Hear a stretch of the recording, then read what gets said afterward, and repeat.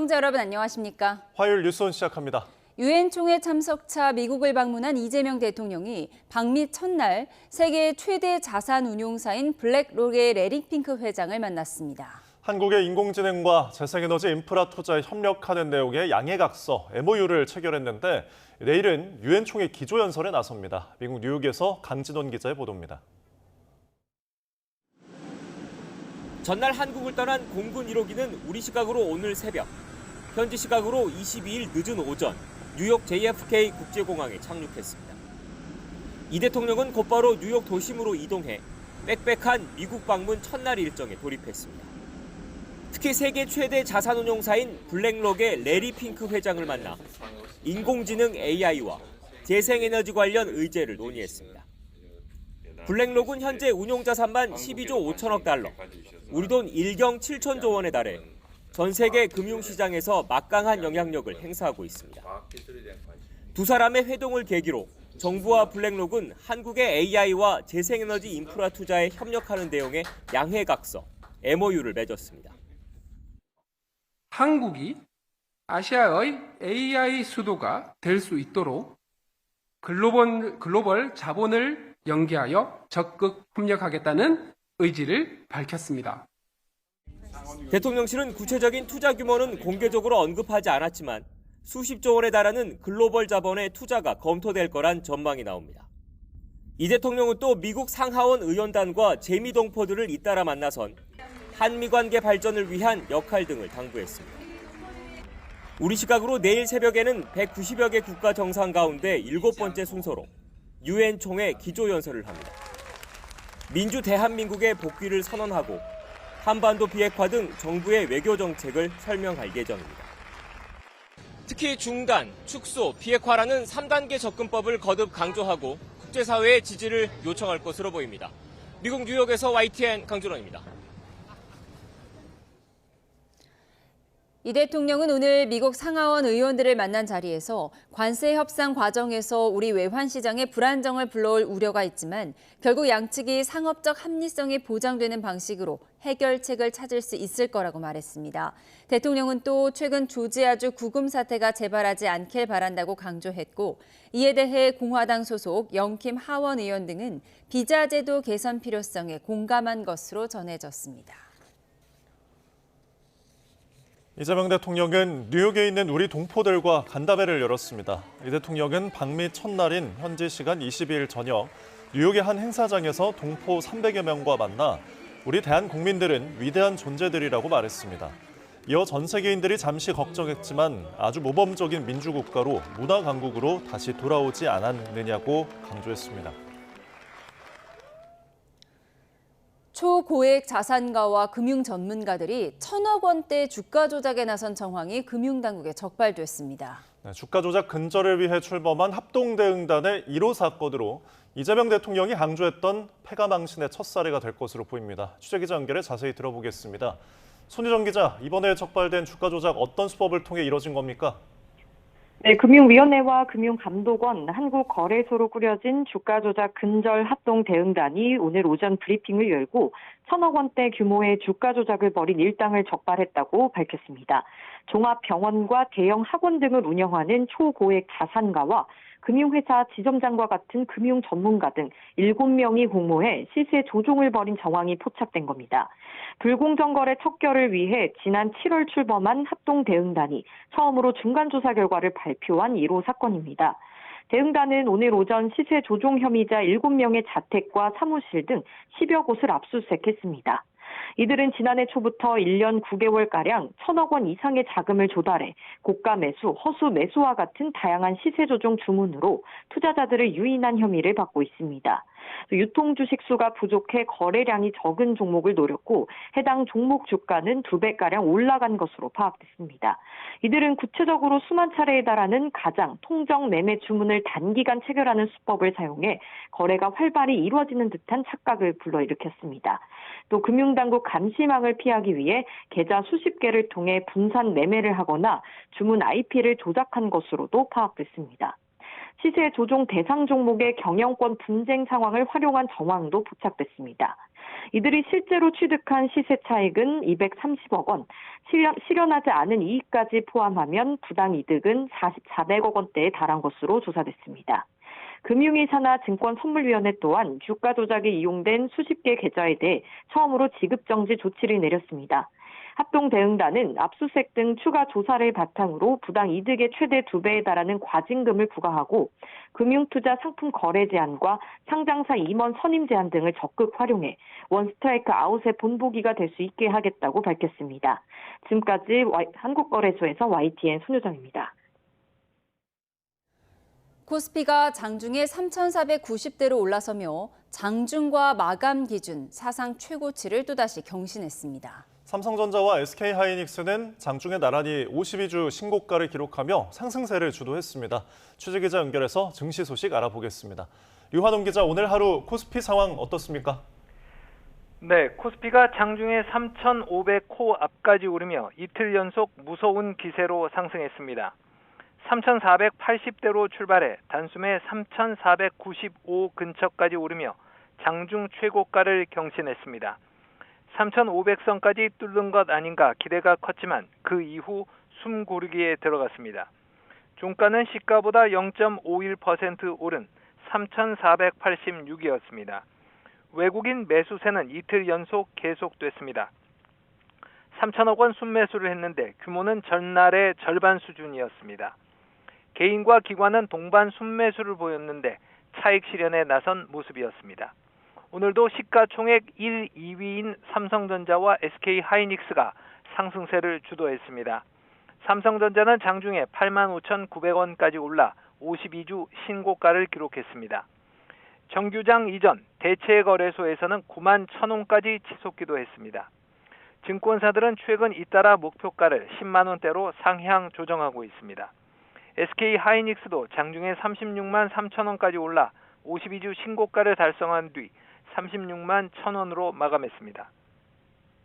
간밤 뉴욕 증시 3대 지수가 모두 사상 최고치로 끝났고 엔비디아와 애플이 급등하면서 반도체주가 탄력을 받았습니다. 엔비디아의 대규모 투자 소식과 애플의 강세, 삼성전자가 엔비디아 품질 테스트를 통과했다는 소식 등이 반도체 주가를 밀어올리고 있습니다. 코스닥은 초반 상승세가 꺾이며 하락 마감했습니다. 장중에 877까지 올랐지만 이후 하락 전환해 872로 장을 마쳤습니다. 개인은 순매수를 했지만 외국인과 기관은 동반 순매도를 했습니다. 전날 1,400원까지 접근했던 원달러 환율은 오늘 1,390원대 초중반에서 횡보했습니다. 지금까지 YTN 유환웅입니다. 조금 전 들어온 속보 전해드리겠습니다. 지난해 6월 경기도 화성 아리셀 공장에서 불이 나 23명이 숨진 사고와 관련해 중대재해처벌법 위반 혐의로 재판에 넘겨진 박순관 아리셀 대표가 1심에서 징역 15년을 선고받았습니다. 수원지방법원은 오늘 중대재해처벌법 위반과 산업안전보건법 위반 등의 혐의를 받는 박순관 대표에게 징역 15년을 선고했습니다. 재판부는 화재로 사망자가 많이 발생했는데도 박 대표에게 가벼운 형이 선고된다면 중대재해처벌법의 입법 목적을 달성할 수 없다고 질타했습니다. 또 박 대표의 아들로 산업안전보건법 위반 등의 혐의로 구속 기소된 박중원 총괄본부장에게는 안전관리 등 모든 의무를 위반했다며 역시 징역 15년을 선고했습니다. 앞서 지난해 6월 경기도 화성 아리셀 공장에서 배터리 폭발로 화재가 발생하면서 당시 23명이 숨지고 8명이 다쳤습니다.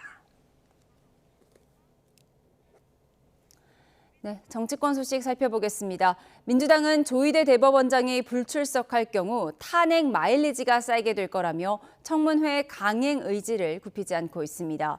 국민의힘은 민주당이 사법부 장악 욕망에 정신줄을 놓은 것 같다고 맹비난했습니다. 취재기자 연결해 들어보겠습니다. 김다연 기자. 네, 국회입니다.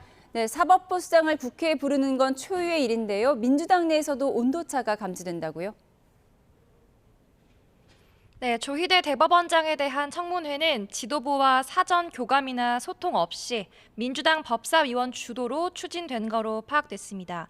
민주당 소속의 한 법사위원은 YTN과의 통화에서 추미애 위원장이 먼저 제안했고 다른 위원들도 동의해서 만 하루 만에 뚝딱 추진됐다고 그 내막을 설명했습니다. 대선을 한 달여 앞둔 지난 5월 대법원이 당시 후보였던 이재명 대통령에 대해 유죄 취지의 판결을 급하게 내린 배경을 만천하에 알려야 한다는 이유인데요. 그래서 이름도 조희대 대법원장 대선 개입 의혹 관련 긴급 현안 청문회입니다. 관련 발언 들어보겠습니다. 대법원 전원합의체 일정에 맞춰서 한덕수의 정치 행보들이 달라지고 마치 대법원의 판결을 미리 알고서 움직이는 것 같은 모습들이 지금 보여졌다는 이런 여러 가지 의혹들이 제기되고 있기 때문에 민주당 법사위원들은 조 대법원장이 불출석할 경우 고발 조치도 검토하겠다면서 탄핵 마일리지를 쌓는 거라고도 언급했습니다. 하지만 당내 투톱인 정청래 대표와 김병기 원내대표는 모두 관련해서 공개적인 발언은 하지 않았습니다. 문금주 원내대변인은 기자들의 관련 질문에 사전에 상의가 없었다는 점은 인정하면서도 상임위 결정을 지도부가 이래라 저래라 할 건 아니라며 강행 의지를 내비쳤는데 난감한 기류도 읽힙니다. 당 핵심 관계자는 YTN에 상임위 차원의 압박 전략이라고 설명하면서 추후 지도부와 논의 상황에 따라서 톤 다운, 그러니까 한 발 물러설 수 있음을 시사하기도 했습니다. 또 다른 법사위원도 고발까지야 가겠느냐며 사법부가 아닌 조희대 개인에 대한 압박으로 봐야 할 것 같다고 수위 조절에 나서기도 했습니다. 네, 국민의힘은 어제 청문회 계획서 채택에 불참했는데 지금 어떤 입장입니까? 네, 과거 박정희, 전두환 시절에도 없던 사상 초유의 일이라고 크게 반발합니다. 민주당이 주장하는 정치 재판은 이재명 대통령에게 무죄 판결을 내린 2심 재판부지 대법원이 아니라고 거듭 강조하기도 했는데요. 갑작스러운 청문회 개최는 민주당의 시선 돌리기용이라고도 주장합니다.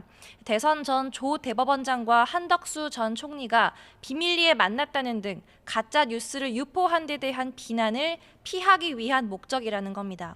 장동혁 대표는 기자들과 만나서 민주당은 있지도 않은 사실을 날조한 정치 공작을 반성하고 사과해야 함에도 사법부 장악의 야욕에 사로잡혀 있다고 비난했는데 역시 관련 발언 들어보겠습니다.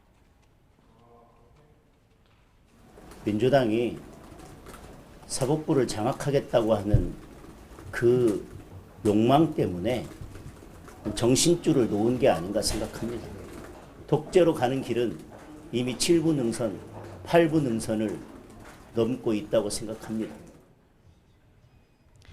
결국 대법원장 탄핵을 위한 빌드업이란 지적도 나왔는데요.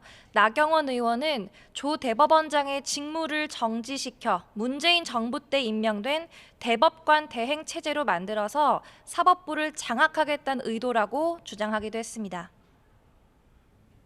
네, 특검 수사 관련 정치권 반응 알아보겠습니다. 오늘 새벽 구속된 한학자 통일교 총재를 두고 여야는 상반된 입장을 내놓고 있죠.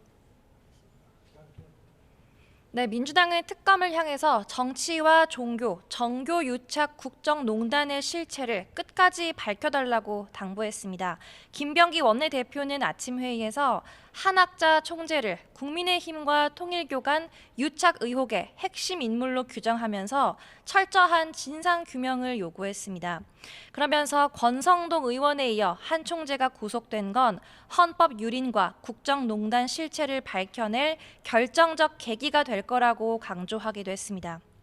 국민의힘은 권 의원 등 관련 수사를 받는 소속 의원이 있는 점 등을 고려해서 공식 입장은 자제하는 기류입니다.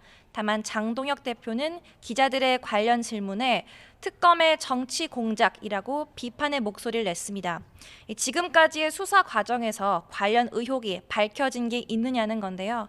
또 특정 종교에 대한 탄압이라며 유감을 표명하기도 했습니다. 지금까지 국회에서 YTN 김다연입니다.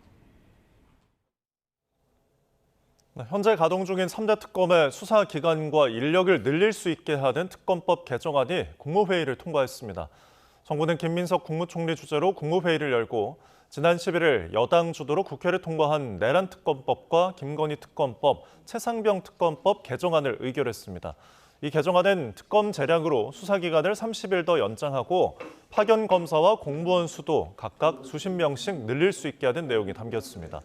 또 수사 대상자가 자수하거나 진상규명에 도움이 되는 증언, 제보 등을 했을 때 형을 감면해 줄 수 있는 규정과 재판 중계를 허용하게 하는 내용도 담겼습니다.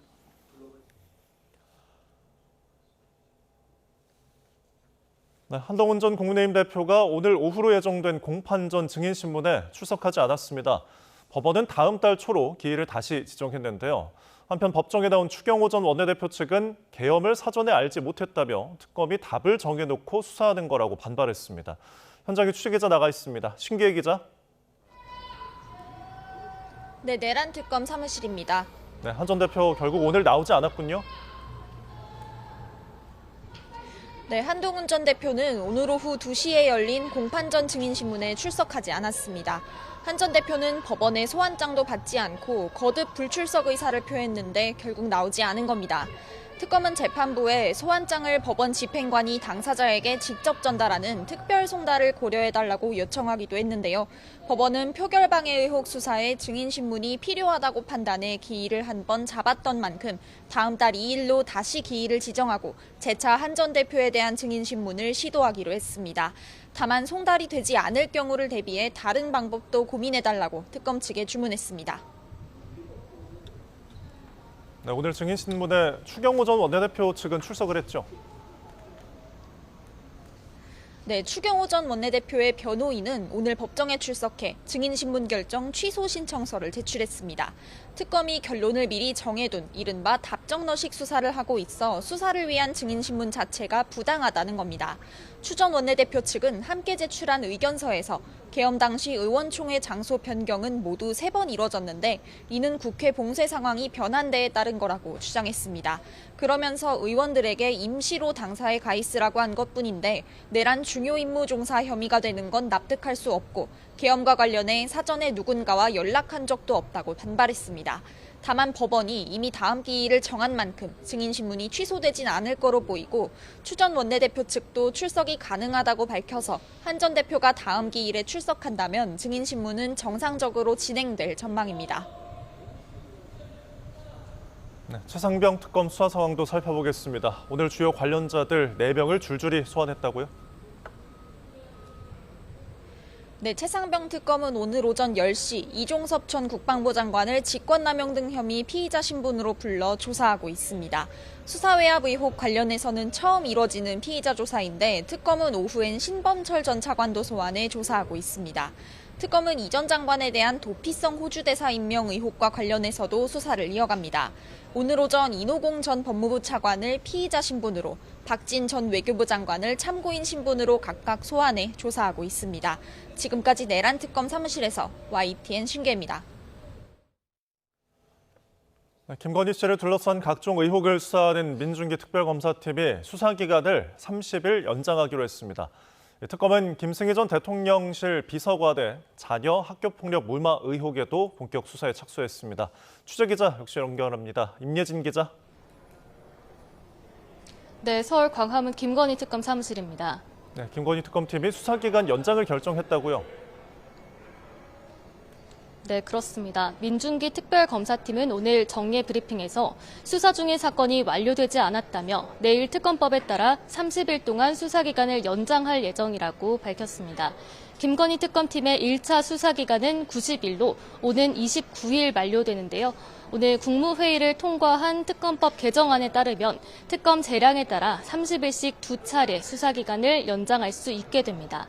또 추가로 대통령 승인을 받는다면 30일 더 확보할 수 있어 최대 12월까지 수사기간이 늘어날 수 있습니다. 네, 현재 특검이 진행 중인 수사가 많은데요. 대통령실 비서관 자녀의 학교 학폭 무마 사건도 정식 수사로 전환하기로 했죠. 네, 특검은 김승희 전 대통령실 의전 비서관의 자녀 학폭 학교폭력을 무마하는데 김건희 씨가 관여했다는 의혹에 대해 입건 전 조사를 진행해 왔는데요. 오늘 정례 브리핑에서 이번 주 학교폭력 대책심의위원회 간사를 참고인으로 불러 조사하기로 했다며 정식 수사로 전환한다고 밝혔습니다. 지난 2023년 7월 초등학생이던 김 전 비서관의 딸은 같은 학교 학생을 때려 전치 9주의 상해를 입혔지만 처벌은 강제 전학이 아닌 학급 교체에 그쳤습니다. 이에 김 전 비서관과 친분이 있는 김건희 씨가 영향력을 행사한 게 아니냐는 의혹이 불거졌는데요. 최근 특검은 경기도 성남교육지원청을 비롯한 관련 기관에서 학폭위 녹취록 등 자료를 제출받아 조사한 끝에 본격 수사에 착수하기로 결정했습니다. 김상민 전 검사의 조사 지금도 계속되고 있습니까? 네, 그렇습니다. 김상민 전 부장검사 오늘 오전 10시쯤 구속 뒤 처음으로 특검에 출석해 조사를 받고 있습니다. 특검은 김 전 검사를 상대로 김건희 씨에게 총선 공천과 국가정보원 법률특보 자리를 목적으로 그림을 준 것인지 등을 파악하고 있는데요. 특검은 앞서 김 전 검사를 청탁금지법 위반 혐의로 구속했지만 전체 사안을 봤을 땐 뇌물 혐의가 짙다며 수사 진행에 따라 뇌물죄로 적용 법리를 바꿀 수 있다는 입장입니다. 특검은 김건희 씨를 그림 수수자로 특정하고 뇌물죄로 입건해 오는 25일 기소 이후 처음으로 불러 조사한다는 계획인데요. 김 씨를 뇌물죄로 입건했단 건 공직자인 윤 전 대통령과의 공범 관계를 전제로 하는 거라고 설명했습니다. 네, 끝으로 권성동 의원에 대한 조사는 오늘 불발이 됐다고요? 네, 특검은 오후 2시 국민의힘 권성동 의원을 불러 조사할 예정이었지만 권 의원이 불출석 사유서를 제출하면서 조사는 이루어지지 않았습니다. 권 의원은 지난 2022년 1월 대선을 앞두고 통일교 측으로부터 교단 현안 청탁과 함께 불법 정치자금 1억 원을 수수한 혐의를 받고 있는데요. 특검은 권 의원 측이 이미 2차례 특검에 출석해 충분히 진술했다며 더 이상의 조사는 불필요하다는 입장을 전해왔다고 말했습니다. 특검은 앞서 권 의원에 대한 구속영장을 청구하면서 드러난 수수 의혹 외에도 다른 금품 수수 의혹에 대한 수사가 필요하다고 강조했었는데요. 조사가 불발된 이후 권 의원에 대한 추가 소환 날짜를 통보하지는 않은 것으로 파악됐습니다. 지금까지 서울 광화문 김건희 특검 사무실 앞에서 YTN 임혜진입니다.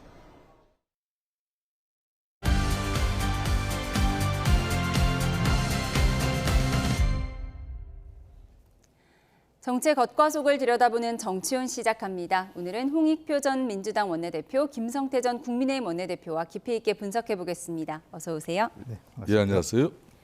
어제 자정까지 진행된 국회 법제사법위원회에서 조희대 대법원장 청문회가 민주당 주도로 단독 의결됐는데요. 정치권 반응부터 들어보시죠.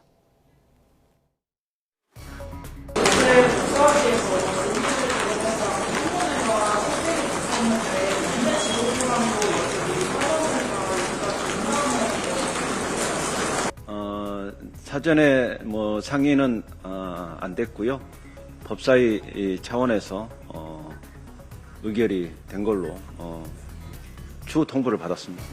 대법원장은 신이 아니고 왕도 아닙니다. 예. 헌법에 분명히 탄핵을 할 수 있다고 돼 있고요. 저 국회 불출석을 원인으로 해서 근거로 탄핵을 갈 수도 있다. 마일리지를 쌓아간다는 거예요. 제가 제일 많이 들은 말이 탄핵 마일리지. 가짜 뉴스에 근거한 아니면 말고식 의혹 제기를 갖고서 사상 초유의 대법원장 청문회를 열겠다는 것입니다. 이대로 청문회가 열리게 된다면 2025년 9월 30일은 대한민국 삼권 분립의 사망일이자 대한민국 국회의 사망일로 역사에 기록될 것입니다. 4인 회동 가짜뉴스 물타기입니다. 이것이 가짜뉴스가 아니라면 어제 대선 개입 의혹 청문회의 증인으로 당연히 열린공감TV 그리고 정상명 총장 이런 사람들 증인으로 채택했어야 되는 거 아닐까요? 이들은 쏙 뺐습니다. 왜? 서영교 의원이 제기한 것이 가짜뉴스이기 때문에. 네, 어제 민주당 주도로 조희대 대법원장의 대선 개입 의혹과 관련한 청문회 개최 안건이 의결이 됐습니다.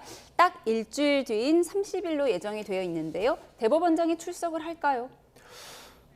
통상적으로 그 국회 증언감정법에 따르면 출석의 의무가 있습니다. 그리고 만약에 뚜렷한 사유 없이 국회의 어떤 동의 없이 불출석할 경우에는 국회가 의결에 의해서 불출석에 대해서 증언감정법에 따라서 고발을 할 수도 있습니다. 그렇기 때문에 조희대 대법원장이 참석해야 될 법적 의무는 있습니다만, 다만 이제 두 가지 살펴봐야 될 게, 지난번에도 이런 조희대 대법원장을 증인으로 채택한 적이 있었지만 그때 출석하지 않았고요.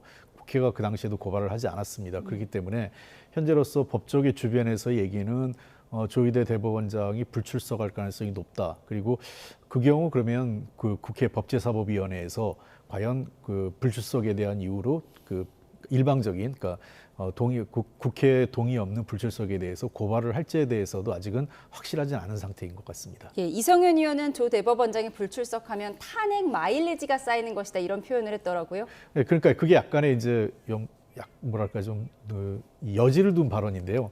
불출석하면 탄핵하겠다가 아니라 탄핵 마일리지가 쌓였다라는 얘기는 그 자체로 탄핵을 바로 하겠다는 의미는 아니라는 것으로 느껴지거든요. 그 이성윤 의원의 발언을 보면 그런 측면에서 아마 아직 법제사법위원회 여당 의원들 사이에서도 조희대 대법원장의 불출석 시 바로 탄핵을 할 건지 말 건지에 대해서는 합의가 이루어진 것 같지는 않습니다. 예, 여지를 둔 경고성 발언이었다, 이렇게 말씀을 하셨습니다. 국민의힘에서는 오는 30일이 국회 사망일이 될 것이다. 전두환 시절에도 이렇게 대법원장을 압박하는 경우는 없었다라고 얘기하고 있어요. 그렇습니다. 이제 대한민국 헌정 역사상 이렇게 사법부의 수장 대법원장을 국회 입법 권력이 아무리 일방 통행식으로 이렇게 막 나간다 하더라도 이렇게 야심한 그것도 밤에 이걸 검찰개혁 입법청문회를 위해서 소집한 국회 법사위에서 뜬금없이 갑자기 대법원장 청문회를 갖다 30일 개최한다고 그 일방적으로 망치를 두드렸어요.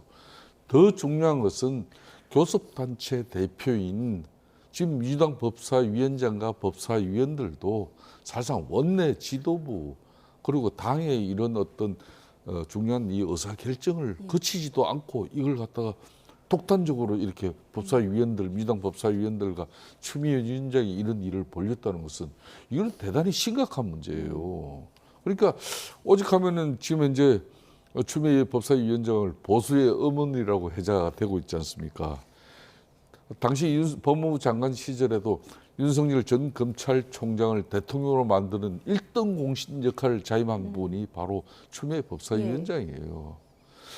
저는 추미애 법사위원장이 과연 지금 조희대 대법원장을 체급을 올려서 무슨 일을 하려고 하는지 모르겠습니다만은 이거는 상식적으로 국민들 눈높이에서도 어떻게 상권 분립에 의해서 지금 그렇지 않아도 입법, 그리고 행정 이렇게 절대 권력이 형성돼 있는 이 마당에서 조희대 대법원장도 지금 끌어내리려고 하는 그런 측면에서 상당히 국민의 우려와 국민들이 상당히 큰 반감을 가지고 있는데 이걸 30일 날 청문회를 개최한다는 것은 조희대 대법원장을 망신 주기 위한 청문회 이상 이하도 아니에요. 예, 말씀하신 부분이요. 지금 이렇게 중요한 대법원장 청문회가 지금 원내 지도부와 상의가 없었던 것으로 파악이 되고 있거든요. 그래서 이에 대해서 김병기 원내대표나 정청래 대표도 말을 아끼고 있는 상황인데, 그럼 추미애 법사위원장 독단으로 결정을 한 건가요? 어떻게 봐야 하죠?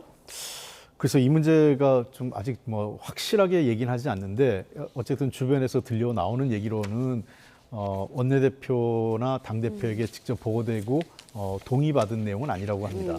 물론 이제 사전에 대법원장을 대상으로 한 청문회에 대한 논의는 있었던 것 같은데, 그 논의 과정에서도 원내 지도부 차원에서는 하자 이렇게 결정돼 있지는 않은 상태입니다. 물론 아까 이제 김성태 대표님 말씀하신 걸 좀 정리를 해보면 저는 이렇게 생각을 하는데요. 우리 국회법이나 또는 헌법의 모든 걸 기초해서 볼 때 그 대법원장 역시 그 국회 탄핵 대상이고 청문회에 소환 대상은 맞습니다. 그런 측면에서 이게 초법적인 행태나 이건 아니다 이렇게 보고 있고요. 그다음에 두 번째, 이게 또 원내에서 특별위원회를 구성할 경우에는 원내 지도부가 굉장히 직간접적으로 개입을 하지만 상임위 차원의 청문회일 경우에는 상임위가 독단적으로 통상적으로 상임위 중심지에 따라 결정을 하는 건 맞습니다.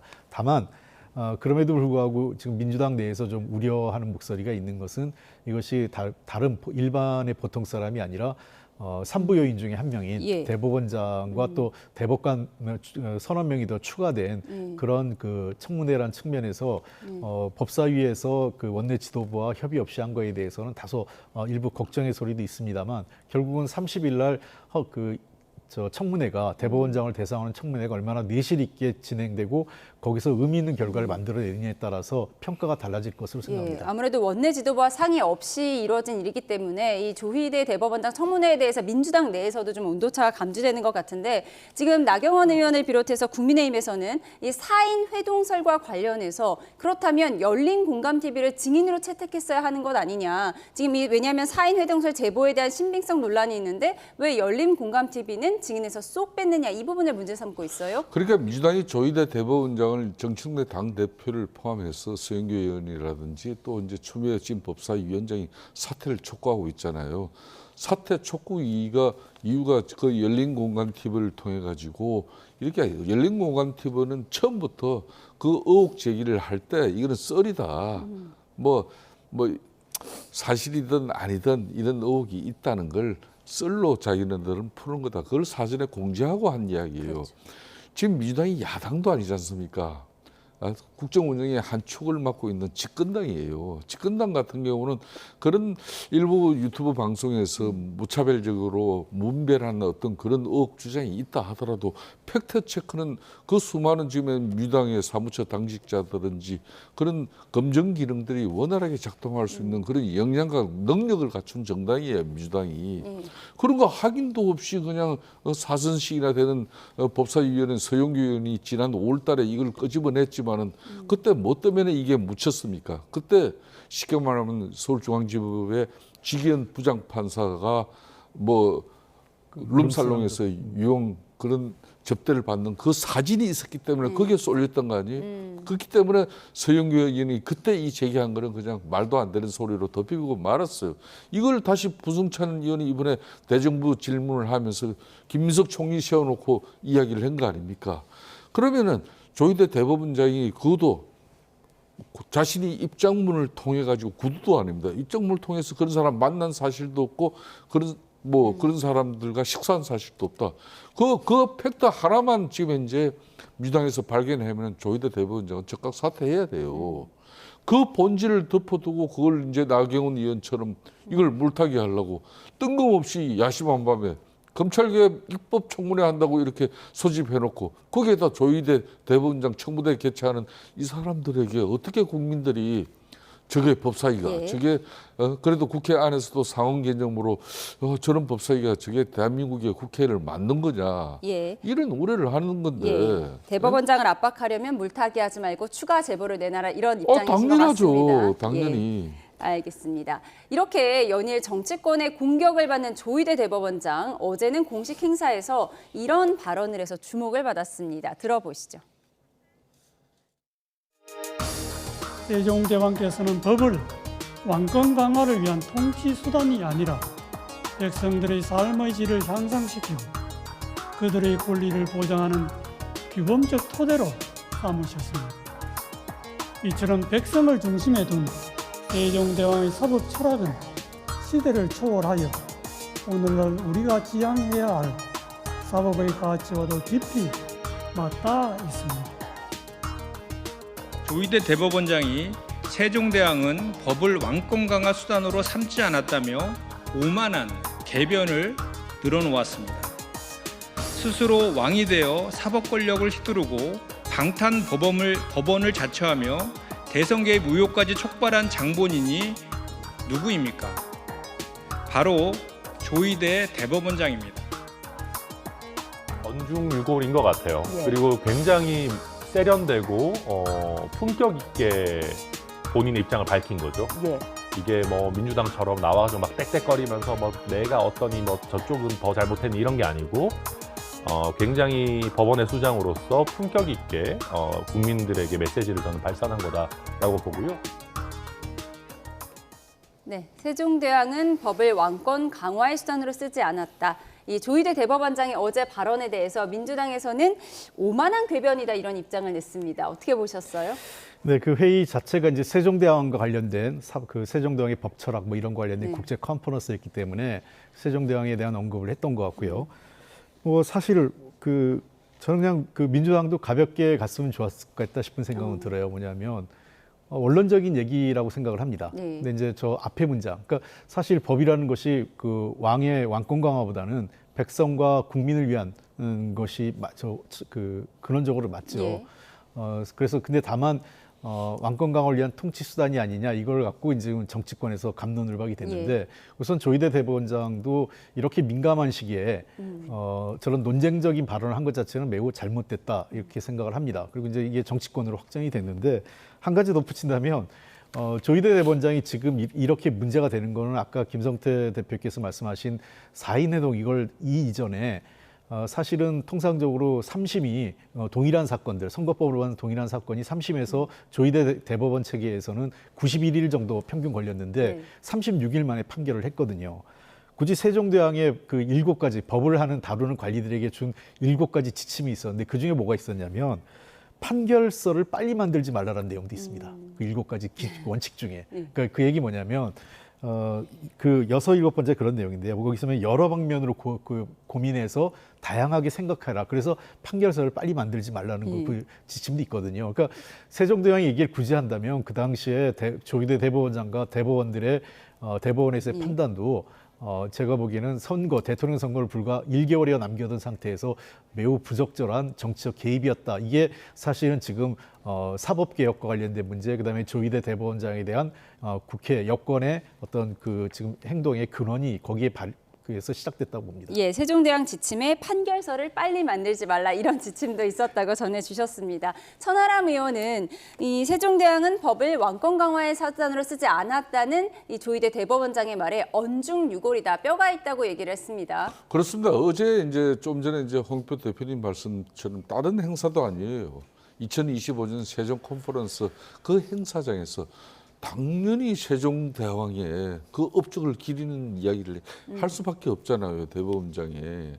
근데 또 세종대왕 그러면은 우리나라 2조 500년 사이에 이렇게 보면 임금들 중에서 오직하면은 얼마나 훌륭한 그런 성정으로서 이렇게 국민들의 백성들의 삶을 개선시키는 그런 업적을 남겼습니까?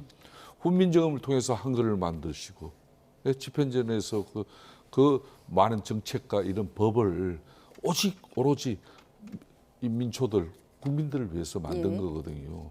오직하면 그때 이제 신하들 보내가지고 중국에서 그 많은 법을 만든 그 과정이나 이런 것까지 연구를 해라. 법이라는 게 얼마나 국가 통치에서도 소중한지 세종대왕이 그때부터 이걸 강조한 겁니다.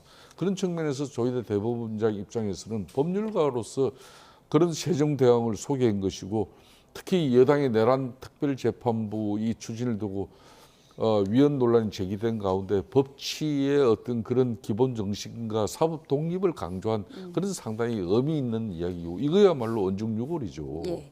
그렇게 국민을 위한 법을 다루는 국회 법사위에서는 어제 또 아주 이례적인 풍경이 펼쳐졌습니다. 현직 검사들이 대거 출석해서 민주당 의원과 격한 공방을 벌이는 장면이 연출됐는데요. 건진법사 수사와 관련한 관봉권 띠지 수사검사, 과연 민주당 의원 압박에 어떤 태도를 보였을까요? 들어보시죠. 관봉 띠지 최재현 증인이 없앴습니까? 저는 없애지 않았습니다. 관봉권이 검찰에서 고의로 증거를 은멸하고 그걸 은폐했다는 취지로 진행되고 있는데 그건 사실이 아닙니다. 수사 지금은 제가 답변드리고 있습니다. 증인 위원장님 답변드려도 되겠습니까? 증인은 시간을 1분 더 드릴 테니까 마무리해 주십시오.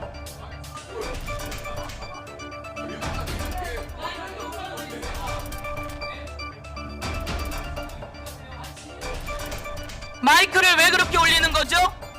마이크 조금 전에 어떻게 올려놨어요? 그게 뭐 하는 자세입니까? 뭐 하는 자세요? 검사요? 검사가 세상에 무서운 게 없어요? 답변 드리면 되겠습니까? 답변을 하게 해주십시오. 답변 드릴 테니까. 내가 질의하는 장소요. 대화를 본인의 목인데 그걸 확인했어요? 못했어요? 말씀드리고 있지 않습니까? 좀 들어주십시오. 관봉권이 훼손된 것에 대해서 오롯이 제 책임이라 생각하고 있습니다. 그래요, 거기까지 이야기하세요, 그러면. 아까는 네, 뭐 그만하겠습니다. 또 물어봐 주시면 사실관계에 대해서 소상하게 답변 드리겠습니다. 책임은 거기에 있는 거예요. 아니 뭐 뒤에 하면 답변하고 뭐라. 김재현 검사 마이크 똑바로 놔요. 마이크도 제가 원하는 위치에 못 전현희 놓습니까? 이게 그런 의원님의 신문 자리입니까? 순서가 되겠습니다.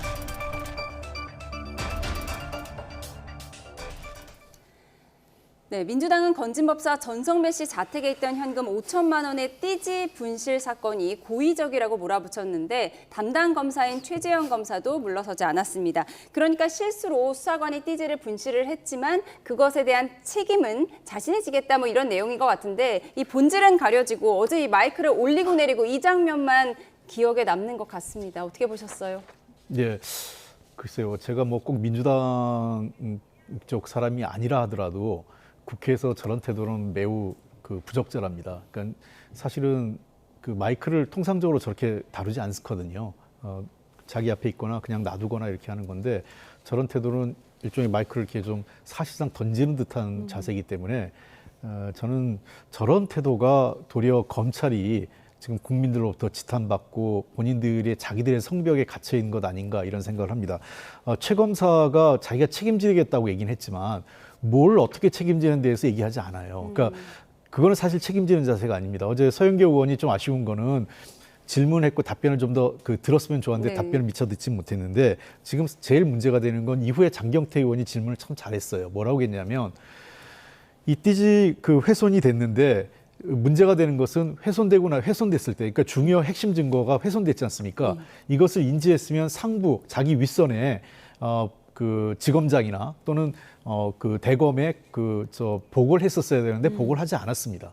그리고 두 번째는 이 경우에 그러면 사실관계 확인을 했었어야죠. 그 당시에. 그럼 누가 어떻게 훼손했는지를 그 시점에서 바로 확인해야 했는데 사실관계 확인도 아직 안 하고 있었던 거예요. 그리고 세 번째 더 문제가 되는 거는 본인은 그만두고 다음에 후속 담당 검사가 왔으면 이 훼손된 상황에 대해서 업무 인수 인계를 해줬어야 되거든요. 그것도 하지 않았습니다. 그런 측면에서 저는 고의적으로 훼손했느냐 안 했느냐는 수사에서 밝혀야 되지만 업무상 저는 직무유기 또는 직무태만이랄까요? 이런 부분에 대해서는 사실 중대한 법적 책임을 져야 되지 않을까 생각을 갖고 있습니다. 그러니까 띠지를 실수로 잃어버렸을지라도 지금 윗선에 보고하는 그런 그러니까 책임을 누르게 됐다. 보고, 사실 확인, 그리고 업무 인수인계 이 세 가지가 다 누락됐기 때문에 저거는 상당한 중대한 책임이 있는 거죠. 업무에 중대한 책임이 있다라고 말씀을 해주셨어요. 그런가 하면 어제는 이화영 전 부지사의 술파티 회유 의혹 수사 당사자인 박상현 검사도 회유가 없었다며 목소리를 높였는데요. 이 부분 영상으로 만나보시죠. 연어 파티 한 적 있어요, 없어요? 없습니다. 해초밥 파티 한 적 있어요, 없어요? 없습니다. 국민 여러분, 뻔뻔스러운 검사의 얼굴이에요. 보십시오. 아직도 윤석열 정권 그대로 있는 줄 알아요? 양심에 손을 얹고 이야기하세요. 이게 다 묻힐 줄 알았어요? 지금은 대통령이 누구예요? 저한테 물으시는 겁니까? 그렇습니다. 이재명 대통령입니다. 그 세 사건은 왜 시기도 다르고 횟수도 다르고 장소도 다르고 액수도 다르고 수령자가 다릅니까? 재판 중이기 때문에 그것을 재판 중에서 잘 주장을 하시면 되겠습니다. 변호인으로 참석하셨었죠? 참여하셨었죠? 제가 이재명 전 지사를 조사할 때도 변호인으로 참석하시지 않으셨습니까? 그때 그 내용을 잘 주장하셨다면 그것이 지금 법원의 현출이 좀 의원님 말씀하시는 대로 되지 않았겠습니까? 네, 박상현 검사는 이른바 연어 술 파티를 한 적도 없고 할 수 있는 상황도 아니었다 이렇게 얘기를 했습니다. 그러니까 지금 법무부가 감찰에 들어온 거는 재소자의 추가 진술이 있었다는 거죠. 지금 이 상황이 어떻게 정리되고 있는 건가요? 그 추가 진술이 있었다 그러지만 그 구체적인 내용에서 지금 이 정성호 법무장관 지시에 의해서 다시 이걸 감찰 지시가 이루어진 거예요. 그러니까 이미 그 전에 이 국민적 의혹을 민주당에서 지난번 이걸 아주 정치적으로 세게 이제 문제 제기를 했습니다. 그래서 검찰 차원에서 감찰이 이루어져 가지고 그때 교도관 40여 명도 실질적으로 그러면 이하영 전 부지사를 갖다가 그러면 구치소에서 검사실로 이렇게 데려오면 조사실로 데려오면 당연히 거기에 지금 이제 교정당국의 교도관들이 거기에 배석을 합니다. 예? 그런데 그 사람들이 한 사람도 40여 명의 교도관이 연어 그리고 술 파티 짜장면 이런 거 본 적이 없다는데 그 어느 날 갑자기 이제 정성호 지금 법무부 장관이 취임하시고 난 이후에 일부 지금 현재 재소자의 이 추가 진술이 일부 나왔다. 그렇기 때문에 이걸 다시 한 번 더 들여다봐야 된다. 이 다시 한 번 더 들여다봐야 되는 것은 면밀한 그런 감찰을 끝내고 난 이후에 그런 국회 법사위 차원에서 소관 상임위 소관 문제니까 서영교 의원이 해당 검사를 불러서 닥달하더라도 해야지. 지금 같은 경우는 사전에 저걸 없는 사실을 갖다 실토하지 않으면 그냥 두지 않겠다는 그런 겁박밖에 되지 않은 거예요. 과연 국민들 앞에 대의기관인 국회가 검사나 또 국회의원도 다 개별적으로는 헌법기관인데 서로 존중 없이 저런 식으로 저게 직접 선출 권력과 또 간접 선출 권력을 지난 11일 이재명 대통령께서 기자회견 때 이렇게 정확하게 구분을 지고 나니까 저렇게 이제 검사들도 이제 국회 들어오면은 정말 순응하고 간접 선출 권력이 직접 선출 권력이 이렇게 질의하고 또 답변을 구하는 부분에 대해서는 겸손화하고 비꼬면 안 된다는 그런 서영교 의원의 아마 주장이 저런 식으로 질의가 되고 있는 것 같은데 참 안타까운 대목이죠 지금. 예, 그런가 하면 박균택 의원의 질의 내용도 좀 인상적이었습니다. 박균택 의원이 이재명 대통령 대북 송금 사건의 변호인이었잖아요. 예, 그렇습니다. 이 부분에 있어서 박상현 검사, 그러니까 기소한 검사에게 기소 내용에 대해서 다그치니까 아니 변호인이었던 박 의원이 변호 잘했으면 이화영 전 부지사 유죄 나오지 않지 않았겠느냐 지금 이렇게 얘기를 하는 것 같아요. 어떻게 보셨어요? 예, 아마 이제 그 내용을 그 박 검사가 상대적으로 약간 좀 그 돌려치기를 한 느낌이에요. 네. 근데 본질에 있어서는 그렇습니다. 저는 핵심은 빨리 저게 그 법무부가 감찰을 빨리 끝내는 게 제일 중요합니다. 신속하게 해서 사실 여부를 확인하는 게 제일 중요하죠. 만약에 저게 사실이라면 정말 저것은 관련자들이 사법 처리고 또 이 정말 그 재심을 해야 될 정도의 상황이 맞는 거고 만약에 없는 사실을 냈다면 그 수사 그 기관에 있었던 검사나 수사관들이 부당하게 정치 공세를 받는 것이기 때문에 제일 핵심은 사실관계를 검찰이 법무부가 빠른 시일 내에 저걸 밝혀내는 것이 우선이다 이렇게 보입니다. 예, 연어 그러니까 술파티 어제 의혹, 같은 예. 경우도 이 박 검사가 연어 파티 그러니까 이하영 부지사와 그렇게 조사실에 한 적 없다 명확하게 답변을 했어요. 그런데 서영기 의원 또 질의 중에서는 지금 대통령이 누구냐? 그게 당연히 박 검사 이재명 대통령.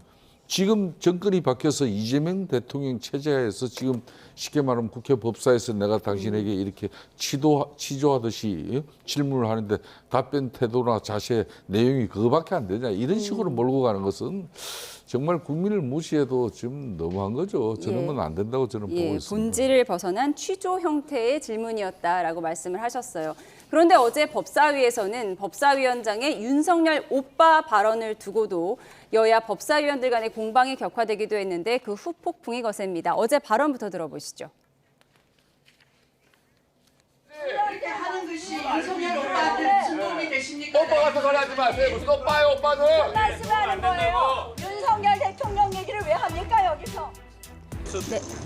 나경원 의원은 추 위원장이 선 넘은 저급한 성별 희화화, 치욕적 명예훼손 발언은 그 자체로 국민과 국회에 대한 모독이라며 반드시 사과하라고 목소리를 높였는데요. 민주당은 추미애 위원장 엄호에 나섰습니다. 야당 반응까지 이어서 들어보시죠. 윤석열 오빠 요 표현에 대해서는 조금 비판적인 시각도 있는 것 같아서요. 왠지 좀 비하적인 느낌도 좀 들고. 비합니까? 윤석열 예. 오빠면 오빠고 예. 동생이면 동생인데 뭘. 나경원 의원 관련 호칭은요. 예. 우리 법사위에서도 더 많은 호칭이 있습니다. 나빠루 뭐. 표현의 품격이 안 맞는 거 아닌가요? 사실은 그래서 이제 빈정거린 거죠. 대학교 선후배 사이니까 그 호칭을 잡아가지고 이제 빈정거린 건데 추미애 법사위원장 경기도지사 나오려고 완전히 제가 눈이 돌았다는 표현을 써요. 그 쇼츠 찍으려고 법사위를 이용하는 거라고 저는 생각해요. 네, 추미애 법사위원장의 윤석열 오빠 발언에 대해서 이성현 의원은 오빠면 오빠고 동생이면 동생이지 이게 왜 비하 발언이냐 이렇게 얘기를 했습니다. 어떻게 보셨어요? 윤석열 오빠 비하입니까 아닙니까? 뭐 비하 여부를 떠나서 그 공식석상에서 쓰면 안 되는 표현이라고 생각을 합니다. 왜 그러냐면 오빠 동생 관계 할 수 있죠. 그러나 그것은 사적인 관계에서 하는 거고 저 자리가 지금은 국회 법사위장이 자리지 않습니까? 그렇다면 정식적으로 호칭을 쓰든가 아니면 호칭을 붙이기 그렇다면 그냥 씨라고 하는 게 맞는 거라고 생각을 합니다. 그런 측면에서 사적인 관계에서 쓰는 자리를 예를 들면 저희들 국회의원들이 사적으로 제가 김성태 의원님하고도 개인적으로 만나면 형님이라고 얘기를 하고 그렇게 얘기를 해요. 그러나 제가 방송에서 형님 어쩌고 이렇게 이런 방송에서 쓰진 않지 않습니까? 왜냐하면 공식 방송 용어하고 공식 자리에서 쓰는 용어하고 사적인 자리에서 쓰는 용어는 다르고 그런 용어를 공식석상에 쓰는 건 적절치 않다 이렇게 보입니다. 그런 측면에서 지금 법사위에서 또 주진우 의원도 뭐 눈이 돌았다 이렇게 얘기를 그래도 법사위원장인데 이런 표현을 또 방송에서 하고 이러는 것 자체가 아마 지금 법사위의 지금 그 상황을 상징적으로 보여주는 것 같습니다. 조금 더 의원들께서 조금은 이성을 되찾고 저 그림을 다 국민들이 보고 있기 때문에 굳이 불필요한 말꼬투리 잡히는 그런 것은 서로 하지 않는 게 좋지 않을까 생각합니다. 예, 이런 행동이 윤석열 오빠에게 무슨 도움이 됩니까? 라고 말했던 추미애 법사위원장의 발언. 주진우 의원은 추미애 위원장이 경기지사 선거 나가고 싶어서 쇼츠 찍으려고 법사위를 이용한다 이렇게 표현을 했습니다. 지금 그 한간에 지금 현재 흔히 말하는 영상 미디어 업계에서는 쇼츠 제작뿐만 아니라 저걸 갖다 한 5분짜리로 지금 현재 국회 법사위만 열렸다 그러면은 그 업계에서는 그냥 먹고 살 수 있는 정도로 한호성이 나온다 그래요. 그게 천하대전뿐만 아니라 그러니까 이게 모든 게 이게 뭐 사실상 상임위로 국회 지금 법사위 같은 경우 상원 개념인데 그 저렇게 국민들에게 볼상사나운 모습을 연일 제공하니까 그러니까 법사위의 본질적인 어떤 역할과 또 역량과 능력을 갖춘 저 위원들의 어떤 그런 인격이라든지 품격은 아무것도 없어요. 그냥 막말 대잔치에 그냥 국민들에게 좀 전에 홍익표 대표님 같은 분 앞에 계시지만은 상당히 국회의 품격도 지키면서 또 상대 존중하면서 아주 예리하게 공격하시는 분 중에 한 분이에요. 저도 저분한테 국회에서 현역일 때는 참 당하더라도 말도 아야 소리도 못하고 당해요. 그렇게 방법이 있는데 굳이 저렇게 상대를 비하하고 또 성별 희화를 시키면서까지 치욕적인 그런 상대의 명예훼손까지 시키는 그런 법사위 위원장의 지인은 아니잖아요. 그렇기 때문에 저는 추미애 법사위원장께서도 이제 5선 의원이고 국회의장까지도 민주당 내 경선에 나섰던 분 아닙니까? 상당히 집권당 의원으로서의 중차대한 그런 책무와 책임 있는 부분이에요. 이재명 대통령의 국정 운영을 성공적으로 뒷받침하기 위해서 가장 지금 현재 신경 쓰셔야 될 부분이 정청래 당대표, 추미애 위원장, 서영교 의원 이런 분들이거든요. 이런 분들이 달라져야 이재명 대통령이 이야기하는 협치 중도 실용주의적 어떤 국정 운영을 국회와 상의할 수 있고 야당도 협조할 수 있는 건데 이건 해도 지금 너무한 거예요. 저는 빨리 너무하다. 추미애 위원장이 뭐 다음 상임위에서 나경원 의원에게 사과하고 또 간사 또 그거는 빨리 선출해주고 나경원 의원도 지난번 초선 의원 발언 부분에 대해서 사과하고 이래서 법사위원들끼리 이 안건 빨리 풀어야 됩니다. 네, 조선은 가만히 앉아 있어 윤석열 오빠 서로 부적절한 발언에 대해서 사과했으면 좋겠다고 말씀해 주셨어요. 정치권이 두 분처럼 다 품격 있고 서로 존중하면 좋겠습니다. 다음 주제 살펴보겠습니다. 밤사이에 한학자 통일교 총재가 결국 구속이 됐는데요. 해당 장소에서 눈물을 흘리는 신도들도 있었습니다. 어제 화면 보시죠. 네, 오늘 새벽 서울 구치소 앞의 모습입니다. 짙은 어둠 속에 빽빽하게 모인 신도들, 눈물을 흘리기도 합니다. 관계자의 목소리 들어보시죠.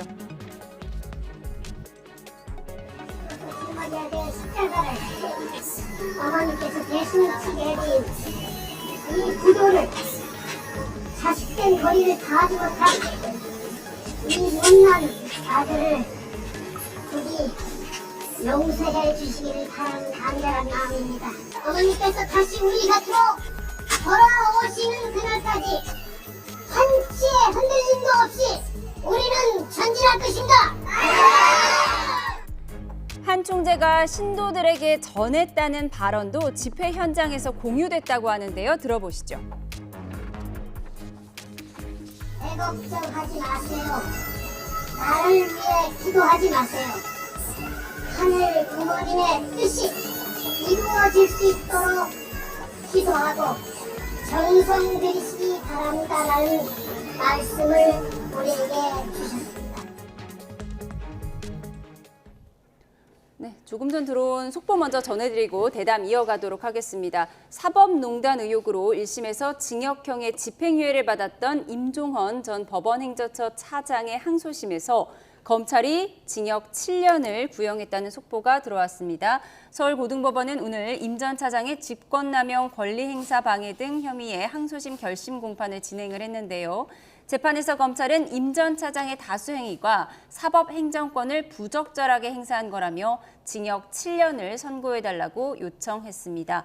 임 전 차장은 양승태 대법원장 시절 강제징용 피해자 손해배상 소송 등 일선 재판에 개입하고 법원 내 학술 모임을 부당하게 축소하려 한 혐의 등으로 지난 2018년 11월에 기소가 됐고 1심에서는 징역 2년에 집행유예 3년을 선고받았습니다. 자세한 소식 들어오는 대로 추가로 전해드리도록 하겠습니다.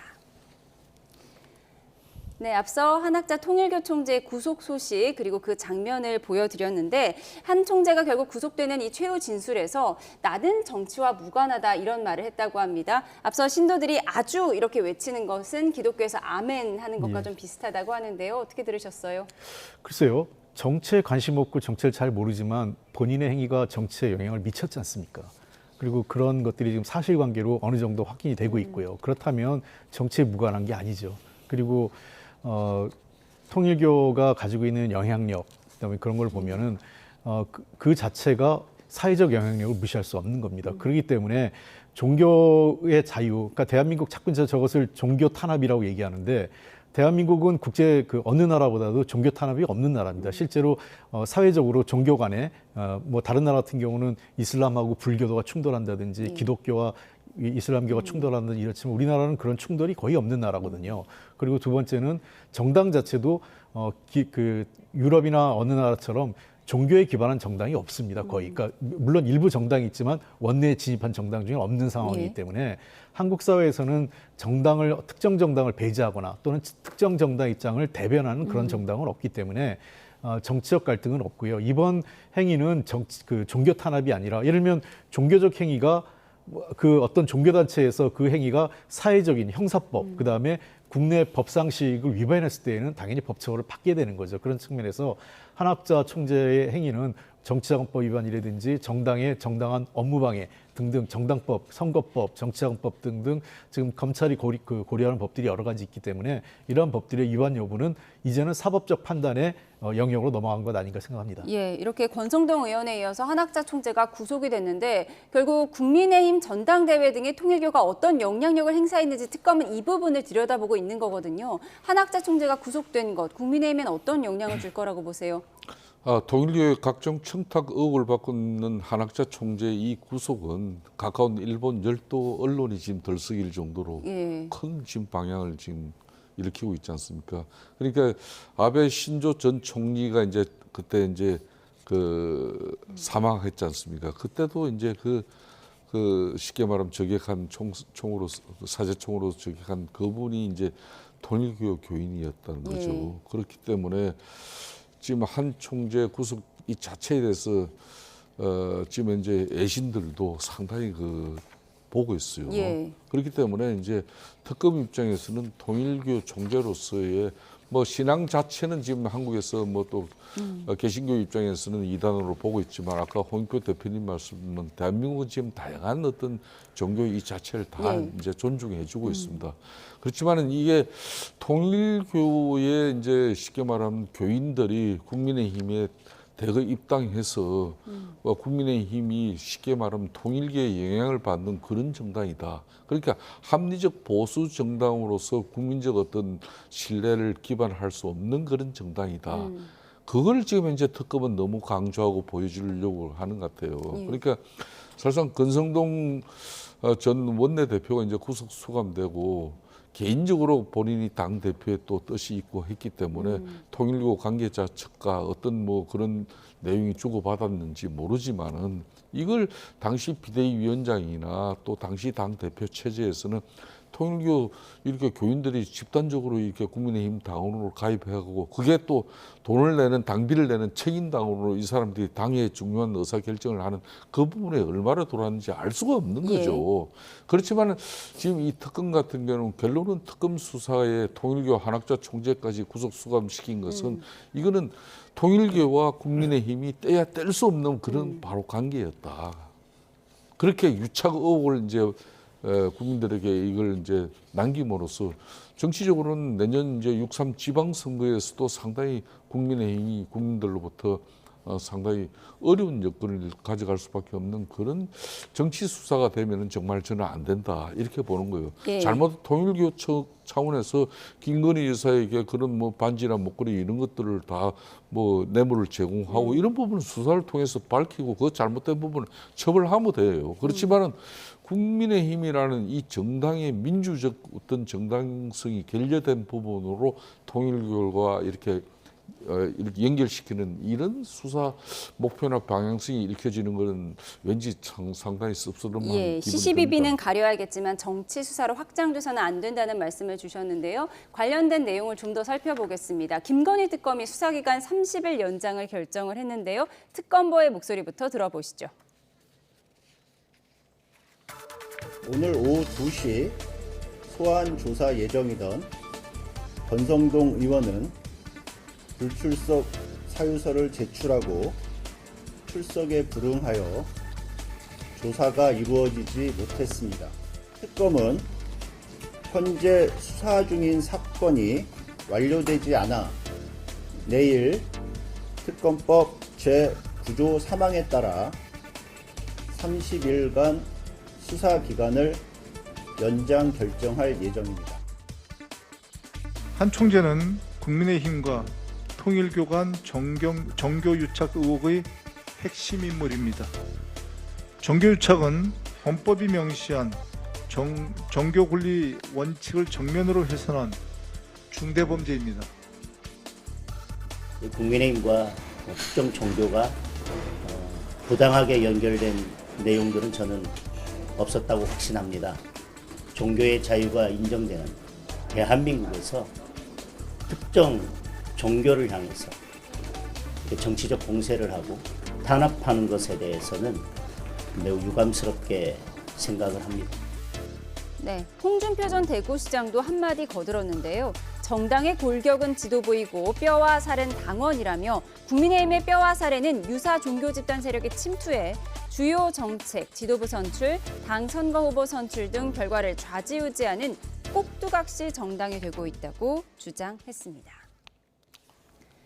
네, 여야 입장을 좀 살펴봤고요. 김건희 특검이 수사기간을 30일 연장하기로 했습니다. 이 가운데 내일 김건희 씨가 첫 재판에 출석하는데 그 모습이 공개된다고 해요. 예. 일단 김건희 수사 특검이 연장될 가능성은 처음부터 예측이 예. 됐었습니다. 워낙 사안도 다양하게 그리고 또 최근에 보면 수사하다가 사실상 그 새로운 사실들이 지금 드러나면서 계속 수사가 확장되고 있기 때문에 불가피한 결정이라고 보고요. 법원이 최근에 국민의 알 권리 차원에서 법원의 결정에 의해서 법정을 공개하기로 했습니다. 그래서 최초로 영부인이 아마 법정에 출두하는 모습이 중계될 것으로 보이고요. 물론 아마 재판 상황을 다 중계하는 것 같지는 않습니다. 예. 처음에 시작할 때 출두하는 모습 정도 하고 아마 그렇죠. 착석하고 나면 아마 중계가 그만둘 것으로 보이는데 어쨌든 그러한 모습이 보여지는 것 자체만으로도 상당한 의미 있는 법정 내용의 국민적 알 권리가 일정 정도는 충족되는 것 아니냐 생각이 듭니다. 예, 법원이 촬영을 허가하면서 내일 김건희 씨 구속 뒤 첫 모습을 볼 수 있을 것 같은데 이 부분에 대해서 어떻게 예상하십니까? 그럼 뭐 특검법에서 또 정하고 또 법원에서도 그걸 수용한 입장이니까 그와 관련해서는 뭐 저희들이 할 말이 없어요. 다만 이 특검법이 만들어질 때는 국회에서 제일 중요한 게 특검 수사기관과 또 수사 범위입니다. 근데 지금 현재 특검의 수사 범위와 이 수사기관이 그냥 무한정이고 모든 게 무한정인 그런 어떤 분위기로 읽혀지는 것은 이게 그럼 대한민국의 상시적인 어떤 검찰 체계, 이 사법 체계가 상당히 혼란스러워질 수 있는 거예요. 그러니까 모든 걸 지금 특검 아니면 해결할 수 없고 특검이 밝혀내지 않으면 어떤 의혹도 해소되지 않는다는 그런 식으로 가버리면은 대한민국의 앞으로 수사 체계나 또 이제 이 사법 체계 이 대혼란은 그렇지 않아도 지금 검찰 개혁법이 이루어지고 난 뒤에 사실상 검찰 해체를 앞으로 1년 동안 어떤 방식으로 하면서 앞으로 수사 체계가 사법 체계가 맞물릴 것인가 이런 엄청난 숙제를 앞에 두고도 저는 특검의 만능주의로 우리가 빠지고 있는 부분은 상당히 정치권에서도 여당이든 야당이든 조심해야 될 예. 대목이에요. 특검 만능주의는 좀 경계했으면 좋겠다라는 말씀까지 주셨습니다. 내일 오후 2시쯤에 법정에선 김건희 씨의 모습을 저희가 전해드릴 수 있을 것 같습니다. 정치원 여기서 줄이겠습니다. 홍익표 전 민주당 원내대표, 김성태 전 국민의힘 원내대표와 함께했습니다. 고맙습니다.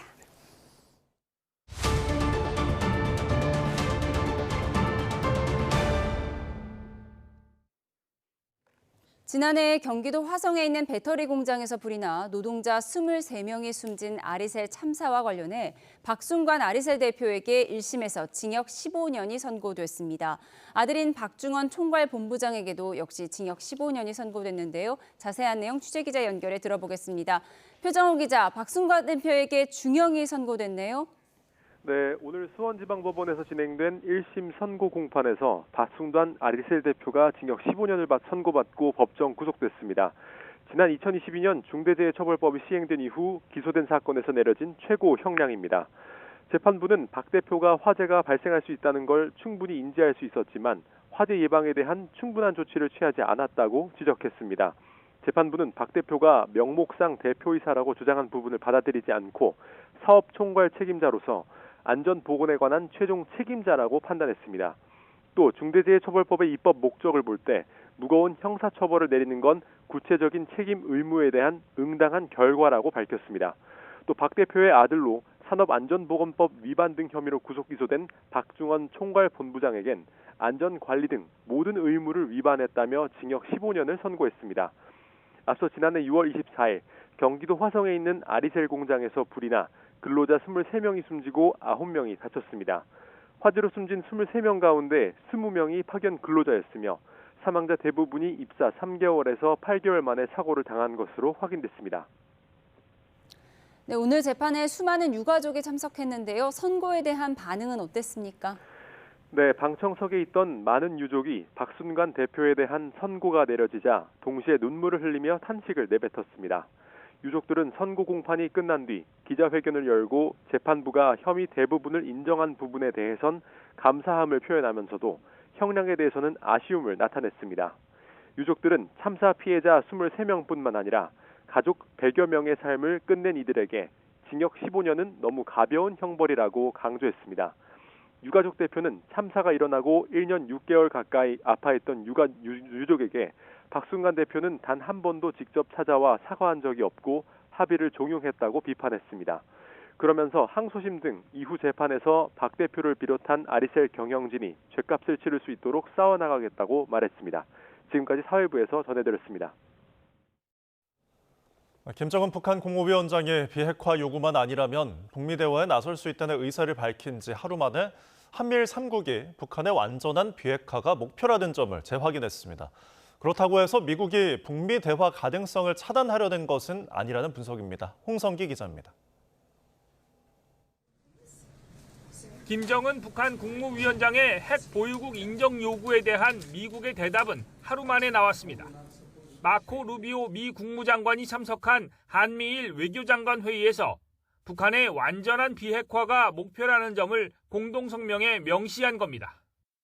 공동성명은 한미일 외교장관 회의를 맞아서 3국 정부가 합의하에 발표한 내용입니다.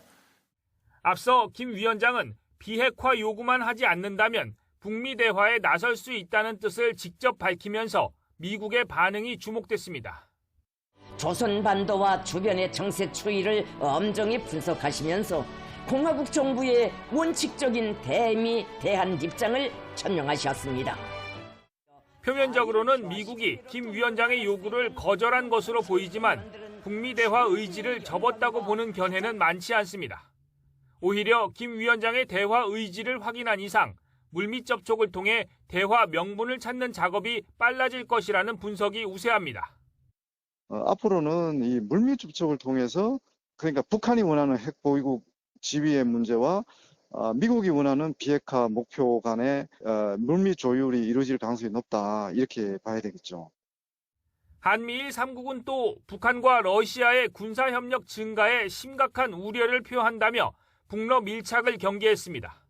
이와 함께 남중국 해의 불법적 해양 주장과 이를 강화하려는 시도를 강력히 반대한다며 대중국 견제 내용도 공동성명에 포함했습니다.